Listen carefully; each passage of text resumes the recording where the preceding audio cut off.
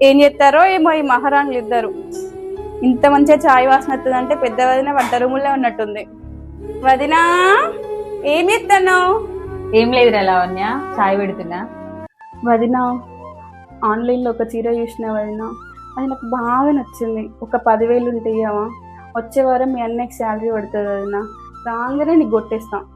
అబ్బా ఇప్పుడు లేవురా లావణ్య, మొన్ననే ఉన్న డబ్బులన్నీ చిన్నదానికి ఫీజు కట్టేసిన. ఏం అనుకోకురా. ఏం అనుకోక. సరే వదినా. వదినా, బాగున్నావా? బాగున్నారా? అబ్బా, నీ చీర ఎంత బాగుంది. అరే, నల్ల పూసల దండ కూడా ఎంత బాగుంది వదినా.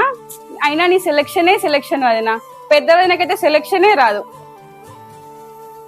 వదినా, ఆన్లైన్లో నేను ఒక చీర చూసిన వదినా, సేమ్ నువ్వు సెలెక్షన్ చేసినట్టే ఉంటది. ఒక 10,000 తక్కువ పడ్డాయి వదినా, ఇస్తావా? మీ అన్నయ్యకి జీతం రాగానే కొట్టేస్తా వదినా. సరేరా,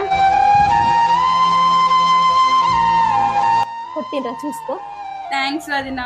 నా మంచి వదినా వదినా. పొగుడితే కానీ కొట్టలేదు. మౌనిక, లావణ్య వెళ్ళిపోయిందారా? ఇప్పుడు వెళ్ళింది అక్క. అవునా, డబ్బులు అడిగిందారా నేను? అవును, అడిగింది అక్క.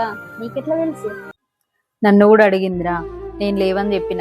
ఇంత ముందు ఒక 10 సార్లు అడిగింది, 10 సార్లు ఇచ్చిన పైసలు ఇచ్చినట్టుగా నా చేతికైతే రూపాయి ఇయ్యలేదురా. నీ పైసలు కూడా అంతే.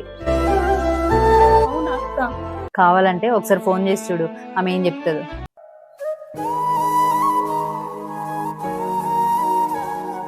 హలో, చెప్పు వదినా. లావణ్య, వచ్చే వారం పైసలు కంపల్సరీ ఇస్తావు కదరా?